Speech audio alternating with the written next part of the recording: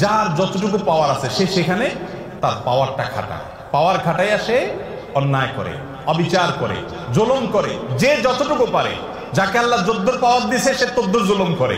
কেউ বড় জালেম কারণ সে বড় পাওয়ার হোল্ড করতেছে, কেউ ছোট জালেম কারণ সে ছোট পাওয়ার হোল্ড করতেছে। দুনিয়াতে যদি কেউ কারোর প্রতি জুলুম করে, এর বিচার আল্লাহ তাআলা আখিরাতে তো করবেনই। আয-যুলমু যুলুমাতুন ইয়াওমাল কিয়ামা, কিয়ামতের দিন দুনিয়ার এক একটা জুলুম বহুমুখী অন্ধকার হয়ে মানুষের কাছে হাজির হবে। কোন আলো সে দেখতে পাবে না, বিপদ তার সামনে আসবে। আর আল্লাহ লানাতুল্লাহি আলা যালিমিন তো আছে। এত কিছুর পরেও মানুষের প্রতি যদি আপনি অবিচার করেন, জুলুম করেন, দুনিয়াতে আল্লাহ নগদ শাস্তি দেন। একটা কথা আমি প্রায় সময় বলি, পৃথিবীর ইতিহাসে যত বড় জালিম ছিল, আপনি সেটা কাবিল থেকে শুরু করেন। হাবিলের প্রতি কাবিল যে জুলুম করেছে, নিজের ভাইকে হত্যা করেছে, সেই জুলুমের কারণে তার পরিণতি, তার লাঞ্ছনা, তার অপমান, তার শাস্তি, দুনিয়াতে বেইজ্জতি আল্লাহ করেছেন না করেন নাই? প্রকাশ করে দিয়েছেন। ফিরআউন বনি ইসরাইলের প্রতি জুলুম করেছে, দীর্ঘদিন জুলুম করেছে, নিজেকে রব দাবি করেছে। আল্লাহ রাব্বুল আলামিন কিছুদিন ছাড় দিয়েছেন। আল্লাহ বলেছেন ওয়া উমলি লাহুম ইন্না কাইদি মাতিন, আমি ছাড় দেই, ঢিল দেই, বড়শিতে মাছ ধরার মতো। যদি বেঁধে যায় মাছ তো ছেড়ে দেয় সুতা, মাছ লাফাইতে থাকে, মনে করে আমাকে তো ছাড়াই দেওয়া আছে, কেউ তো টানতেছে না। আল্লাহ সবসময় টানেন না। ইন্না কাইদি মাতিন, যখন টান দেন সেটা অনেক শক্ত টান হয়, ছুটার কোনো সুযোগ থাকে না। অসংখ্য জালিমকে আল্লাহ পাকড়াও করে আমাদের চোখে আঙ্গুল দিয়ে দেখায় দেন, কিন্তু আমরা তারপরে বুঝি না। ফিরআউনকে আল্লাহ তাআলা পাকড়াও করেছেন না করেন নাই? এরপরে আপনি দেখেন জুলুম, অবিচার যখন আবু জাহাল, আবু লাহাবরা করেছে, আল্লাহ তাআলা ছাড় দিয়ে রেখেছেন। বহুদিন করেছে, খেলেছে দুনিয়াতে, আল্লাহ তাআলা পাকড়াও করেছেন। কাউকে একটু পরে ধরেন, কাউকে একটু আগে দেন।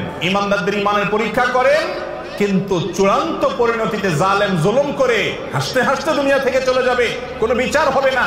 একজন জালিমের ক্ষেত্রে এটা কোনোদিন সম্ভব হয় নাই, হবে না, হয় নাই এবং হবে না।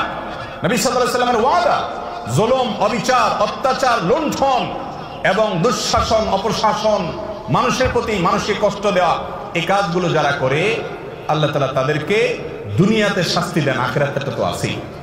আপনি অবিচার করছেন, আপনি কষ্ট দিচ্ছেন, অন্যায় আচরণ করছেন, গায়ের জোর দেখাচ্ছেন, বন্ধু কয়েকজন মিলে গেছে, শরীরে ভাব চলে আসছে। এই ভাবের চোটে যৌবন কাল থেকে কত রিক্সাওয়ালা, কত চা দোকানদার, কত বাস কন্ট্রাক্টর, কত কাজের মানুষ, কত গরিব মানুষ, কত দুর্বল, কত অসহায়, কত মানুষকে ধমক দিয়েছেন, ধাক্কা দিয়েছেন, চোখ রাঙিয়েছেন, অপরাধ করেছেন, জুলুম করেছেন, গায়ের জোর দেখিয়েছেন। সবগুলো হিস্ট্রি যদি একত্র করা হয় তো দেখবেন আমল নামার ভিতরে হাজার হাজার জুলুম ভরে আছে। ঠিক না বেঠিক? জটিল একটা বিষয়, জটিল একটা বিষয়। ভাইরে, ইমানদারকে আল্লাহ রাব্বুল আলামিন বান্দার হকের ব্যাপারে অনেক সাবধান হতে বলছেন, অনেক সাবধান, অনেক সাবধান। আপনি আল্লাহর 10টা হুকুমের নাফরমানি করেছেন, মাপ চেয়ে ক্ষমা পাবেন আশা করা যায়। একজন অসহায় মানুষের প্রতি জুলুম করেছেন, ধাক্কা দিয়েছেন, এটা মাপ পাবেন কিনা কিয়ামতের ময়দানে এই আশা খুবই ক্ষীণ। কারণ এটা আল্লাহর আদালতে আল্লাহ নিজে বিচার করবেন না, এটা চলে যাবে বান্দার কাছে। বান্দার কাছে আল্লাহ পাঠিয়ে দিবেন, সে কি বলে দেখো। আর সেদিন এমন একটা ব্যাপার হবে, একজন সাধারণ রিক্সাওয়ালাকে অযথা একটা ধাক্কা দিচ্ছেন, 5টা টাকা গায়ের জোরে কম দিচ্ছেন তর্কাতর্কি করার কারণে, ধমক দিয়ে একটা মানুষকে অবিচার করেছেন। সেদিন কিন্তু ওই রিক্সাওয়ালাকে যদি বলেন মামু বুঝি নাই, তখন অহংকারের চোটে করে ফেলছি, আজকে মাফ করে দাও, পাও ধরলেও কিন্তু মামু সেদিন মাফ করবে না। কারণ সেদিন সবাই ইয়া নফসি, ইয়া নফসি, শুধু আমল দরকার। একটা সওয়াব পেলে একটা কদম আগায় গেল, জাহান্নাম থেকে সরে গেল। ইয়াউমা ইয়াফিরুল মারউ মিন আখিহি ওয়া উম্মিহি ওয়া আবিহি, সেদিন বাপ থেকে, ভাই থেকে, স্ত্রী থেকে, একে অন্য থেকে পলায়ন করবে, সবাই ইয়া নফসি ইয়া নফসি করবে, কেউ কাউকে ছাড়বে না। এই জন্য জুলুমের সমস্ত মামলা দুনিয়াতে সেটাকে ভ্যানিশ করে, ফিনিশ করে, নিষ্পত্তি করে তারপরে যেতে হবে ইনশাআল্লাহ। কারোর প্রতি জুলুম করব না তো ইনশাআল্লাহ। যদি কখনো হয়ে যায়, মাপ চাওয়া শিখতে হবে। ইমানদারের একটা বড় গুণ হলো মাপ চাওয়া। বারবার মাপ চাইতে হবে, রিপিটেডলি মাপ চাইতে হবে। রাস্তায় একজন লোকের সাথে বেয়াদবি করে ফেলেছেন, দোকানদার সাথে বেয়াদবি করেছেন, পরে আপনার ইমানি চেতনা জাগ্রত হয়েছে, কাজটা তো ভালো করি নাই, আমি তো মানুষটার প্রতি অবিচার করেছি। একা একা যান, যা মাপ চাই আসেন। বন্ধুদের সামনে যদি তার সাথে বেয়াদবি করেন, বন্ধুদের সামনে মাপ চাইবেন এবং নিজেকে ছোট করবেন, নিচের দিকে তাকিয়ে থাকবেন। একজন সাহাবী আরেক সাহাবীকে একটা কথা বলে ফেলেছেন, রাসূল আকরাম সাল্লাল্লাহু আলাইহি ওয়াসাল্লাম শুনে কষ্ট পেয়েছেন এবং শাসন করেছেন যে তুমি এই কথা কেন বললে, তার কষ্ট হয় এরকম কথা, বুঝে উঠতে পারেন নাই, তিনি বলে ফেলেছেন। সাথে সাথে তার ভাইয়ের কাছে তিনি মাপ চেয়েছেন, এমন মাপ চাওয়া যে মাপ না দিয়ে উপায় নেই। এ হলো মুসলমান। তাহলে কারোর প্রতি জুলুম করবো না তো ইনশাআল্লাহ, এগুলোর জন্য তওবা করবো তো ইনশাআল্লাহ। মনে রাখবো, একটি আচরণ খারাপ হবে আল্লাহর কাছে পাকড়াও হবে।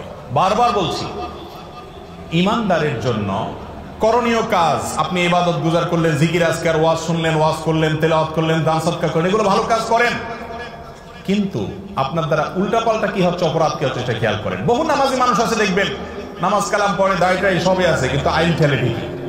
তাইলে এই লোকটা বুঝতেই আছে না যে দিনদারি কি, তার নামাজ কালাম তাকে জান্নাতে নিবে না, সে জানে না। সে জানে না বান্দার হক আল্লাহর হকের চাইতে অনেক ক্রিটিক্যাল, অনেক রিস্কি, এটার জন্য পার পাওয়া খুব কঠিন। এই আইল ঠেলার কারণে তার নামাজে তাকে জান্নাতে নিতে পারবে না, কুলাবে না। এই জন্য আল্লাহর হকের পাশাপাশি বান্দার হকের উপরে সচেতন হওয়া, কোনো মানুষকে জুলুম না করা। আবারও বলছি, পৃথিবীর ইতিহাসের কোন জালেম তার বিচার পাওয়া ছাড়া দুনিয়া থেকে যায় না। আমরা অনেক সময় বুঝি না, এক একজনকে আল্লাহ এক এক ভাবে বিচার করেন। কারোর ভেতরে ত্রাসের সৃষ্টি করে দেন, ভেতরে ভেতরে জ্বলে পড়ে কয়লা হয়ে যায়, উপর দিয়ে বুঝার কোনো সুযোগ থাকে না। কিন্তু আল্লাহর আযাবের কথা নবীজি ওয়াদা করেছেন, এই ওয়াদা সত্য, মহাসত্য, ব্যতিক্রম হওয়ার কোনো সুযোগ নেই। জালেমের বিচার আল্লাহ করেন,